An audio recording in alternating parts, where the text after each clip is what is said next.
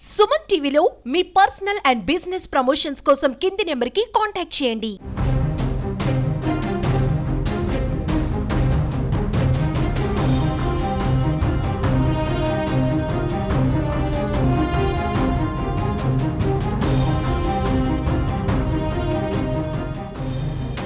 నమస్కారం.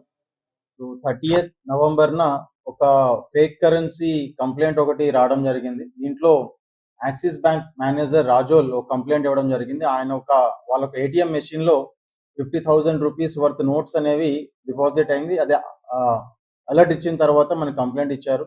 దీన్ని పూర్తిగా పరిశోధించిన తర్వాత దాంట్లో ఈ పాస్టర్ కొల్లా వీర వెంకట సత్యనారాయణ ఎవరైతే ఉన్నారో ఆయన ఆ 50,000 నోట్స్ దాంట్లో వేయడం అనేది జరిగింది. సో ఆయన ఫర్దర్ గా విచారించి మొత్తం ఎంటైర్ గ్యాంగ్ ని కూడా SI Razole and CI Razole ఒక టీం ఈ గ్యాంగ్ ని బస్ట్ చేయడం జరిగింది. సో దీని ఒక మూలం చూస్తే మనకి వీరవల్లి హనుమాన్ జంక్షన్ దగ్గర ఎన్ఎంఎస్ ఎంటర్ప్రైజెస్ అని చెప్పి ఒక ఫామ్ నడుపుతా ఉన్నారు. సో దాంట్లో ఈ ప్రింటర్స్ ఇవన్నీ కూడా కొనుక్కొని ఈ ఫేక్ కరెన్సీ అన్ని కూడా ప్రింట్ చేసి ఎవరెవరికైతే ఈ అవసరాలు ఉంటాయో వాళ్ళందరికీ కూడా సర్క్యులేట్ చేయడం జరుగుతూ ఉంది.